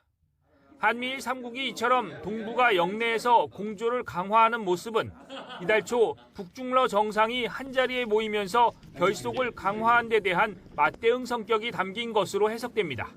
YTN 홍성기입니다. 네, 방금 들어온 특검 소식 전해드리겠습니다. 윤석열 전 대통령 측이 오는 26일 금요일에 예정된 이 특검의 추가 기소 사건 재판에 출석하기로 했다고 밝혔습니다. 특수공무집행 방해 등의 혐의의 첫 재판이 진행되는데요. 이 재판부는 윤 전 대통령 측의 보석 청구도 같이 신문할 예정입니다. 그러니까 다가오는 금요일에 특수공무집행 방해 혐의의 첫 재판과 보석 청구 신문도 같이 진행이 되는데 이 자리에 윤석열 전 대통령이 출석할 것으로 밝혀왔습니다. 윤석열 전 대통령 측은 내일 내란 특검 소환 조사에는 불출석할 예정이라고 밝혔습니다. 자세한 출석과 관련한 내용은 들어오는 대로 전해드리겠습니다. 네, 날씨 소식 이어갑니다. 찬 공기가 초강력 태풍은 막았지만 내일과 모레는 전국에 또 한 차례 가을 호우가 내릴 전망입니다. 이번에도 서쪽을 중심으로 100mm 이상이 내리겠고 일부 지역은 시간당 50mm에 달하는 강한 비가 집중될 것으로 보입니다. 김민경 기자입니다. 먼 남쪽 해상에서 두 개의 거대한 소용돌이 구름이 포착됩니다. 초강력 세기로 발달한 18호 태풍 나가사와 강도 강단계의 19호 태풍 너구리입니다. 두 태풍 모두 강한 세력을 지녔지만 나가사는 서쪽으로, 너구리는 동쪽으로 이동해 우리나라에 직접적인 영향을 주지는 않겠습니다. 찬 공기가 한반도 남쪽까지 깊숙이 내려와 태풍의 북상을 막았기 때문입니다. 하지만 우리나라는 당분간 북쪽 찬 공기와 남쪽의 더운 수증기가 맞물리면서 요란한 가을 호우가 잦을 걸로 보입니다. 우선 내일과 모레 서쪽 지방에 많은 비가 예보됐습니다. 충남과 호남에는 최대 100mm 이상, 수도권과 강원 북부에는 80mm가 내리겠습니다. 기상청은 이번 비가 두 차례에 걸쳐 강해질 걸로 내다봤습니다. 내일 오전부터 밤까지는 북쪽을 지나는 저기압의 영향으로 중부지방에 강한 비가 내리고 모레 새벽부터 오전에는 충남과 전북에 집중호우가 예상됩니다. 저기압이 지난 뒤로 북쪽에서 찬 공기가 내려오고 남쪽에서는 고기압의 가장자리를 따라 수증기가 유입되면서 서해상에 정체전선이 만들어질 걸로 보이기 때문입니다. 24일 수요일 오전에서 밤 사이에 중부지방을 중심으로 시간당 20에서 30mm의 강한 비가 예상이 되고 있고요. 25일 목요일 새벽에서 오전 사이에는 서쪽 지역인 충남 서해안과 전북 서부를 중심으로 시간당 30에서 50mm의 매우 강한 비가 예상됩니다. 일부 지역에서는 돌풍과 천둥 번개를 동반하겠고 해상이나 해안가에서도 물결이 높게 일 수 있어 주의가 필요합니다.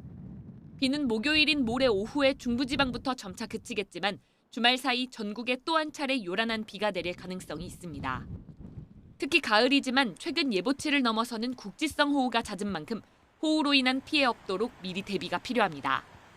YTN 김민경입니다.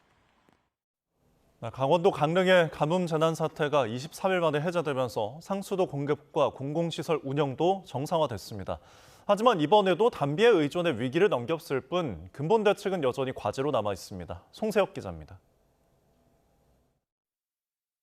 강릉 오봉저수지로 물을 실어 나르던 군부대 차량들이 임무를 마치고 복귀합니다. 극심한 가뭄으로 선포됐던 재난 사태가 23일 만에 해제됐기 때문입니다. 이번에도 결정적 역할을 한 건 담비였습니다. 최근 세 차례에 걸쳐 200mm 넘는 비가 내리면서 한때 11%까지 떨어졌던 저수율은 불과 열흘 만에 60%를 훌쩍 넘었습니다. 제한급수는 모두 해제됐고 문을 닫았던 공공시설 운영도 재개됐습니다. 추석 명절을 앞두고 침체된 지역경제 활성화 및 관광산업 활성화를 위해 최선을 다하겠습니다. 문제는 수자원의 구조적 취약성입니다. 강릉은 하천 경사가 급하고 폭이 좁아 비가 와도 물이 곧바로 동해로 빠져나갑니다. 게다가 생활용수의 87%는 오봉저수지 한 곳에 의존하고 있습니다. 강릉시는 정수장 증설과 임시 취수장 설치 등으로 의존도를 낮추겠다는 계획이지만 효과가 제한적이란 지적입니다. 하수 처리 물 재이용 같은 중장기 대책 역시 언제 현실화될지 불투명합니다. 수자원을 확보하겠다는 계획은 이번에 발생한 가뭄이 내년에도 발생한다 그러면은 전혀 대응을 할 수 없는 대책이다. 전문가들은 기후변화로 돌발 가뭄이 잦아지는 상황에서 늑장 대응은 더 큰 위기를 부를 수 있다고 경고합니다. 단비 덕분에 당장은 위기를 넘겼지만 근본적인 대책 없이는 제2의 가뭄 사태는 언제든 되풀이될 수 있습니다. YTN 송세혁입니다.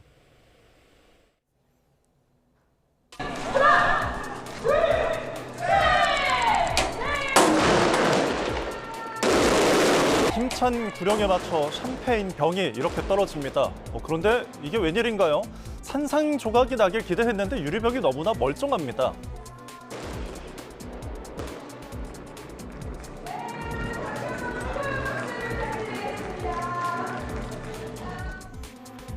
네, 방금 보신 이 영상, 지난해 11월 한강버스 진수식 때 모습입니다.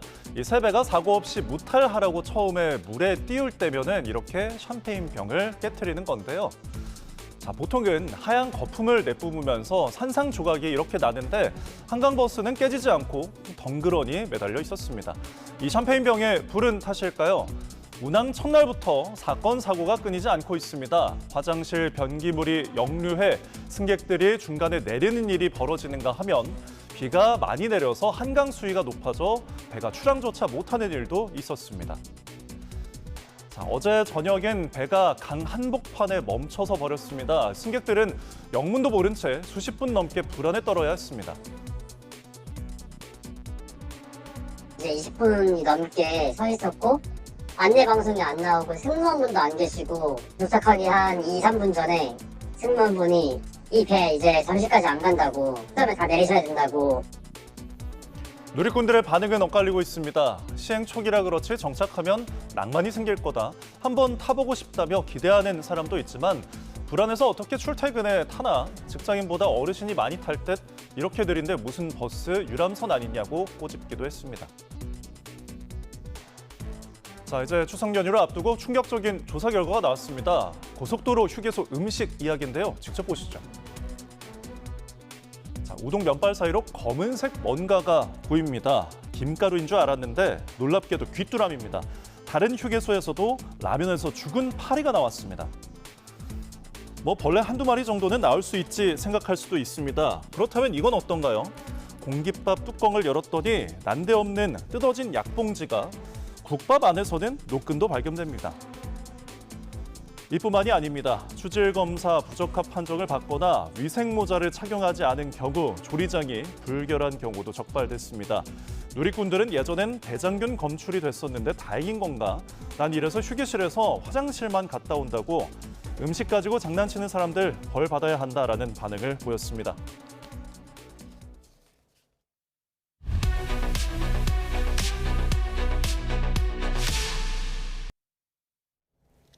트럼프 미국 대통령이 임신 중에 타이레놀 복용이 자폐아 출생 가능성을 높인다며 의사들에게 공식 통보하겠다고 밝혔습니다. 네, 제조사와 학계는 근거 없는 주장이라며 강력 반발하고 있어 적잖은 파장이 예상됩니다. 권준기 기자입니다.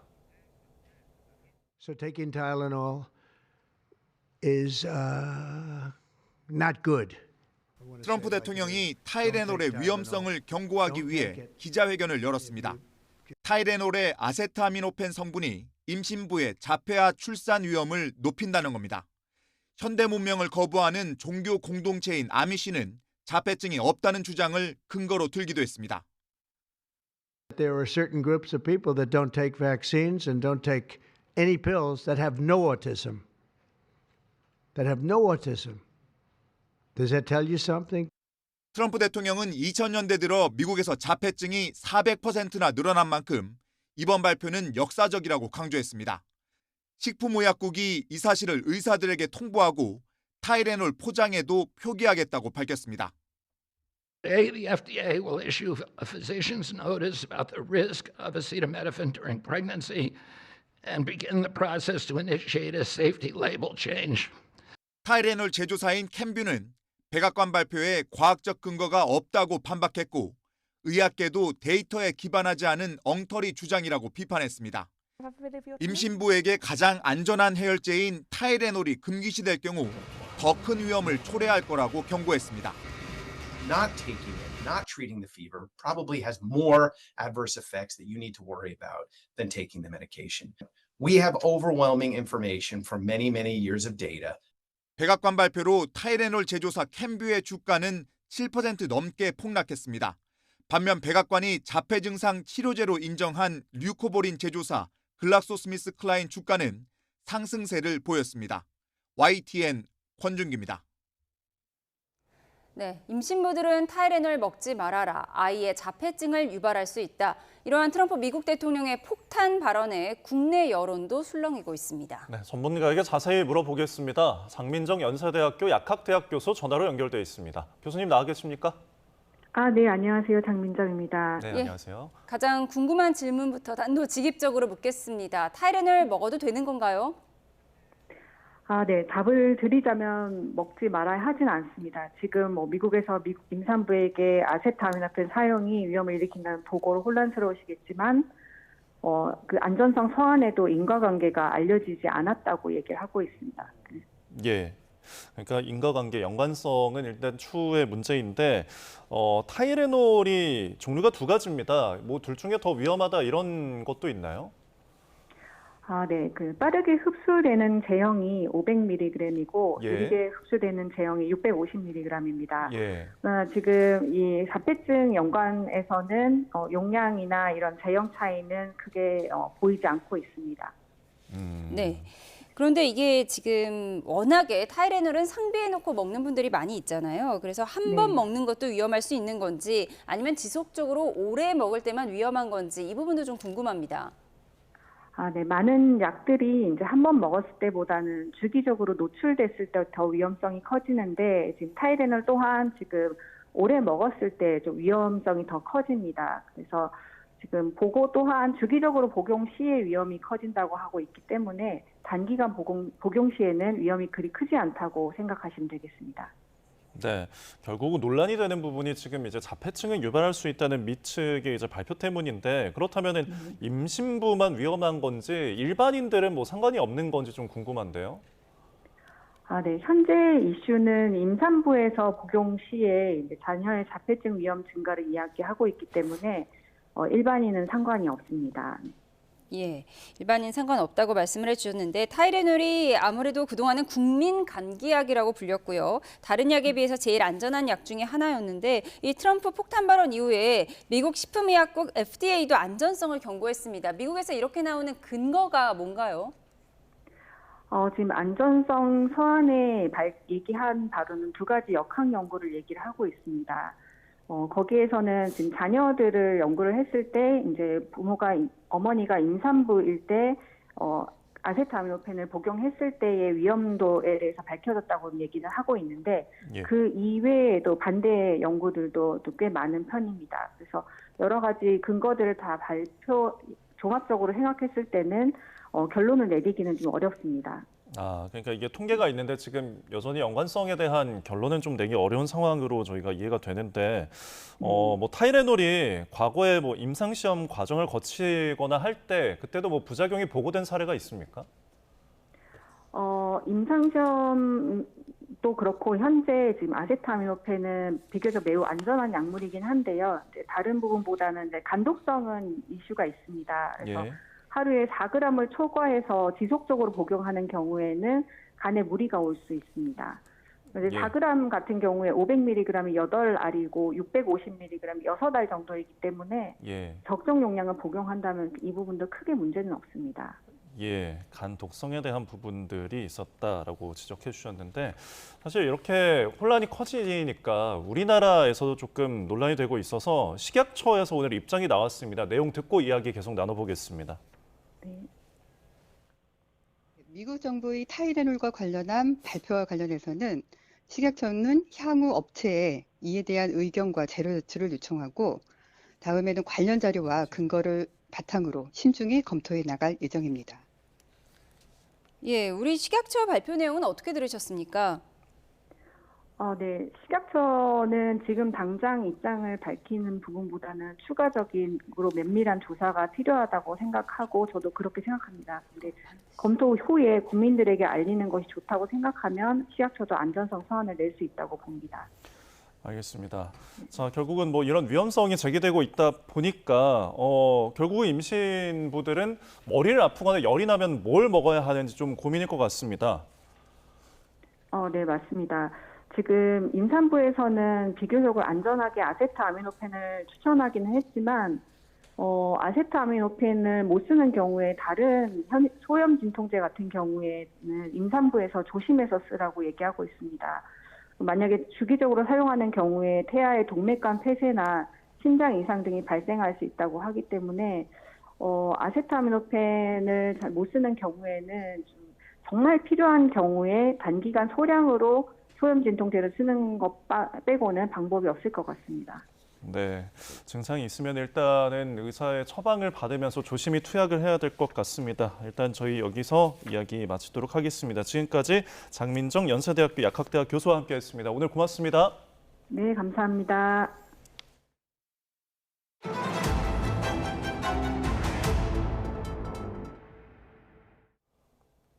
프랜차이즈 가맹업주가 과도한 위약금 없이 가맹 계약을 중도 해지할 수 있도록 가맹사업법상 계약 해지권 명문화가 추진됩니다. 주병기 공정거래위원장은 오늘 가맹점주 권익 강화 종합대책을 밝혔습니다. 주 위원장은 가맹점주의 계약 해지권이 모호해 실제 활용 가능성이 낮다며 가맹사업법의 구체적인 이유와 절차를 포함한 계약 해지권을 규정해 불가피한 경우 점주들이 지나친 위약금 부담 없이 계약을 해지할 수 있도록 할 것이라고 말했습니다. 이와 함께 가맹점주들의 협상력을 높이기 위해 가맹점주 단체 등록제를 도입하고 협의에 응하지 않는 가맹본부에 대한 제재 근거를 마련할 것이라고 강조했습니다.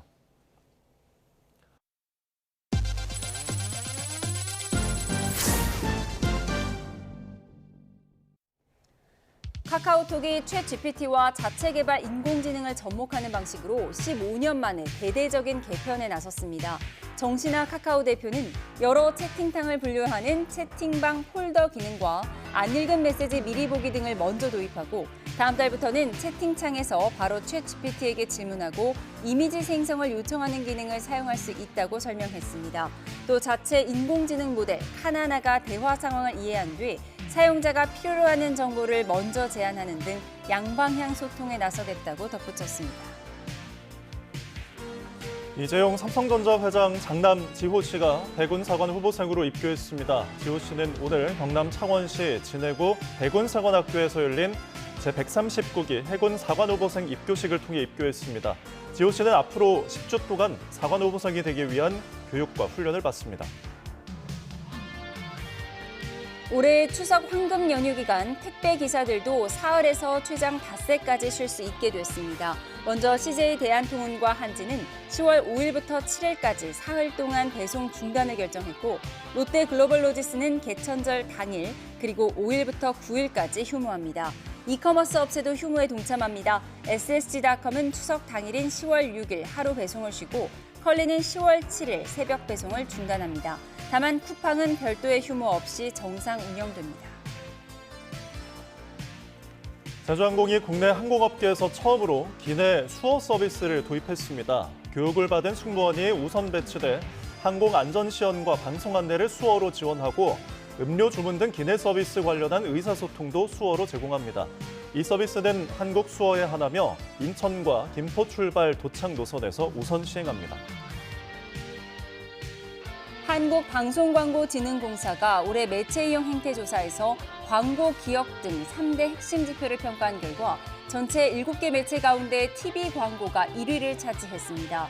코바코가 지난 7월 18일부터 8월 11일까지 전국 만 20세에서 64세 남녀 3,000명을 조사한 결과 광고가 기억난다는 문항에서 TV 광고가 44.2%로 1위를 차지했습니다. TV 광고는 광고 신뢰 항목과 광고를 보고 제품을 구매하거나 검색하고 싶었다는 문항에서도 가장 높은 응답률을 보였습니다. 절기 초분인 오늘은 전국에서 가을 정취가 가득했는데요. 내일은 날씨가 급변하겠습니다. 내일 새벽부터 오전 사이 전국으로 비가 확대되겠고 오후부터 중부지방에 강한 비가 오겠습니다. 수도권과 영서 북부, 충남 내륙에는 80mm가 넘는 비가 예상됩니다. 충남 서해안과 호남에는 100mm가 넘는 가을 호우가 예상되고요. 모레 새벽에 매우 강한 비가 집중되겠습니다. 내일 서해안과 제주도, 강원 산간에선 바람도 강하게 불겠고 남해안과 제주도에서는 너울성 파도가 높게 일겠습니다. 내일 기온은 예년과 비슷하거나 조금 높겠습니다. 아침에는 서울 20도, 대전 21도, 광주 23도로 출발하겠고요. 한낮에는 서울 25도, 대전 28도, 대구도 28도까지 오르겠습니다. 충청도는 목요일 밤까지, 남부지방과 제주도는 금요일까지 비가 이어지겠습니다. 날씨였습니다. 화요일에 보내드린 뉴스 마치겠습니다. 함께해 주신 여러분 고맙습니다.